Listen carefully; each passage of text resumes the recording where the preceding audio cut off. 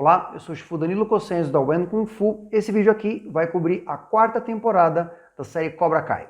E antes de começarmos o nosso conteúdo, eu queria agradecer a todos os novos inscritos do canal e também ao pessoal que costuma reservar alguns instantes para poder curtir e comentar os vídeos que a gente produz por aqui. Começamos a temporada vendo o conflito de treinamento entre a metodologia que o Johnny utiliza e que o Daniel utiliza. Ao longo dos episódios, essa diferença fica muito clara, o que pode acabar confundindo os alunos, mas algumas vezes pode acabar ajudando também. Há uma frase no Kung Fu que diz que 2 tigres não habitam a mesma montanha. Se um aluno precisa aprender o conteúdo de 2 professores, fatalmente ele vai acabar confundindo quando utilizar o entendimento de um e quando utilizar o entendimento do outro. Poucos professores recomendam treinar 2 artes marciais ou mesmo 2 estilos tradicionais diferentes ao mesmo tempo, justamente para evitar a confusão. Eu não sou uma exceção a essa regra, mas para alunos antigos. Ao meu ver, o aluno novo precisa experimentar as alternativas e conhecer essas opções, antes de se decidir por qual estilo ou qual arte marcial ele vai querer se aprofundar. Outra coisa que aparece ao longo de toda a temporada e é importante alertar: todas as vezes que vemos os alunos praticando sparring, isso é feito sem nenhum tipo de proteção. Isso não acontece no mundo real, ou pelo menos não deveria. Qualquer modalidade de arte marcial tem um nível mínimo de segurança e proteção que precisa ser seguido. Na série isso não acontece pelo simples fato de que é priorizado a beleza da cena filmada em detrimento à realidade e ao uso das proteções. Ainda no episódio 1, vamos encontrar Eli observando um quadro que tem um ringue de luta, e Dimitri explica para ele que trata-se de uma plataforma de treino onde o bisavô do Sr. Miyagi costumava ensinar karatê. Como o karatê sofreu uma certa influência do Kung Fu, nós vamos encontrar no Kung Fu uma versão dessa plataforma que é chamada de Lei Tai. Diferente do explicado pelo Dimitri, o Lei Tai é uma plataforma usada exclusivamente para combates. E diferente de um ringue normal, ela não possui cordas, porque você pode empurrar seu oponente para fora da plataforma, o que é permitido pela regra.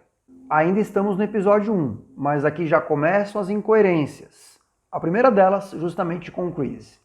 O sensei, que tanto fala sobre disciplina, decidiu ir conversar com Silver, mas se esqueceu completamente que ele tinha um compromisso de treino com seus alunos, e sequer cogitou definir alguém para puxar o treino em seu lugar.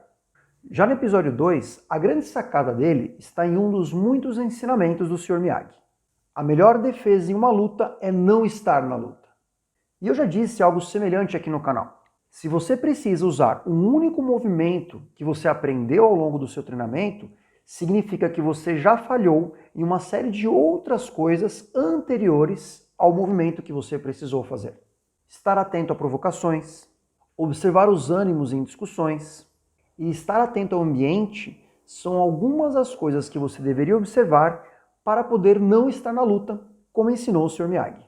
Na minha visão, o episódio 4 deixa muito evidente uma falha tanto de Daniel quanto de Johnny enquanto professores. Daniel fica com ciúmes da relação entre Johnny e Samantha, e Johnny fica com ciúmes da conexão entre Daniel e Miguel. Precisamos lembrar que os dois são senseis relativamente novos, e eu me atreveria a dar um conselho para os dois, se eu pudesse. Há um ditado popular que diz que filhos você cria para o mundo. Numa escola de arte marcial tradicional, isso também é verdadeiro. Você ensina os alunos para o mundo. Então, como professor, é preciso lembrar que o aluno não é seu, como se fosse uma propriedade sua. Claro que é comum escutar um professor dizer que fulano é seu aluno, mas é preciso lembrar que a decisão de ser seu aluno é do próprio aluno e não do professor. Assim, um bom professor vai se importar verdadeiramente com seu aluno e se preocupar com o bem-estar dele. Mas ele não terá um apego ou uma dependência emocional por aquele aluno. É preciso que o professor respeite a jornada pessoal do aluno e o ajude nela até onde lhe for possível ou até onde o aluno desejar. Mais à frente temos uma boa cena com Silver falando a respeito do medo. Ele diz que você precisa enfrentar o medo para poder avançar e que o medo é sempre um limitador. E eu tenho que concordar com ele nessa. Dentro do treino da arte marcial, qualquer arte marcial, fatalmente o aluno vai precisar lidar com medo. Seja o medo do exame, o medo de um campeonato, o medo de uma luta, ou mesmo o medo de realizar uma técnica. O mais importante aqui é o aluno lembrar que o medo raramente é sobre uma situação fatal. mas é algo que é interno e sim, precisa ser vencido.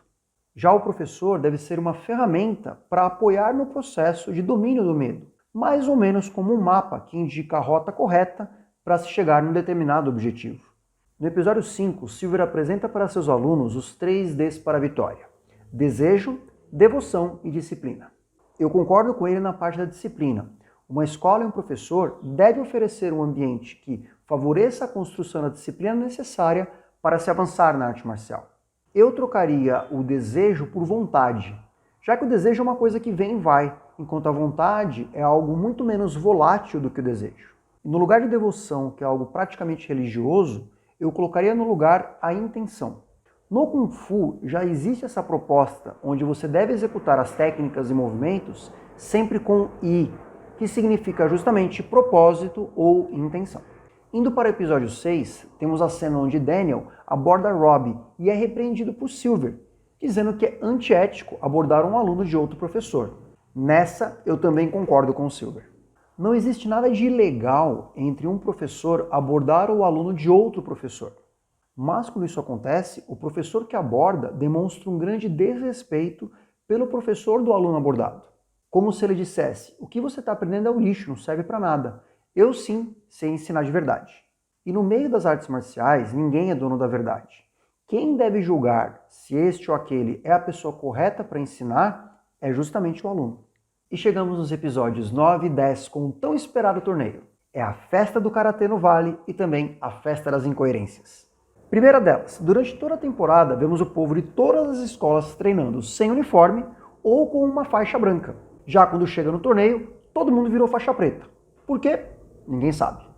Depois vamos ver Burt lutando com alguém que tem praticamente o dobro do seu tamanho e o dobro do seu peso.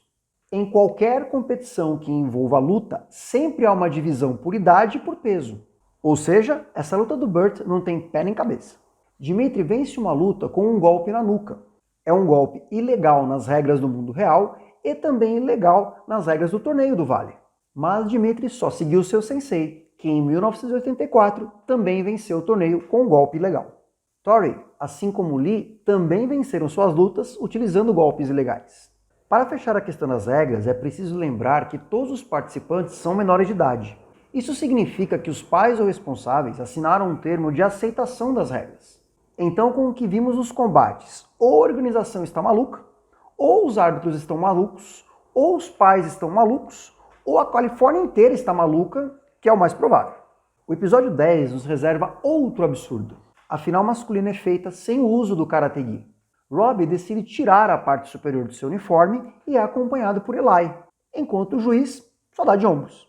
Eu não sei se isso dá um apelo visual para a cena, mas em termos de arte marcial, só demonstra o desrespeito das duas escolas pelo que é uma arte marcial tradicional. E mais, demonstra também o desrespeito da própria organização pela arte marcial em detrimento de um espetáculo. Temos tempo ainda para vermos Tori descobrir o último truque de Silver durante o campeonato. Isso até poderia justificar algumas falhas de arbitragem, mas não justifica. Enquanto o árbitro é o zelador e executor das regras enquanto o evento acontece, os técnicos das equipes funcionam como auditores do árbitro, podendo contestar as decisões dele a qualquer momento. Com tantos absurdos permitidos no evento, a jogada de Silver tem seu efeito muito minimizado, valendo apenas para dar um ar mais dramático para a situação de Tori. E o que esperar da quinta temporada, já confirmada pela Netflix? Já sabemos que vamos reencontrar Chozen, antigo rival e novo amigo de Daniel, que deve ajudá-lo no futuro próximo. Foi especulada a participação de Jackie Chan, o Mr. Han, do remake de Karate Kid feito em 2010. Mas o próprio Ralph Macchio veio a público descartar essa hipótese, afirmando que as histórias acontecem em universos diferentes. Mas não foi descartada a possibilidade de vermos a última discípula de Sr. Miyagi, Julie Pierce. A personagem foi a protagonista do filme Karate Kid 4, A Nova Aventura, onde Julie, interpretada pela vencedora do Oscar Hilary Swank, tem que lidar com a morte recente dos pais e recebe a ajuda e o treinamento do Sr. Miyagi. Pessoalmente eu espero que isso aconteça, mas vamos ter que esperar um pouco mais para isso, já que a quinta temporada deve estrear novamente apenas em dezembro de 2022. E se você gosta de séries sobre artes marciais, não esqueça de conferir aqui no canal o nosso review sobre a série Kung Fu, que originalmente foi interpretada por David Carradine, mas agora nesse remake de 2020 é interpretado pela atriz Olivia Liam. Se você chegou até aqui, não esqueça de curtir o vídeo e também de se inscrever no canal e apertar o sininho para receber as notificações dos próximos vídeos. Eu sou o Shifu Danilo Cossenhos da When Kung Fu e vejo você em nosso próximo vídeo. Até lá!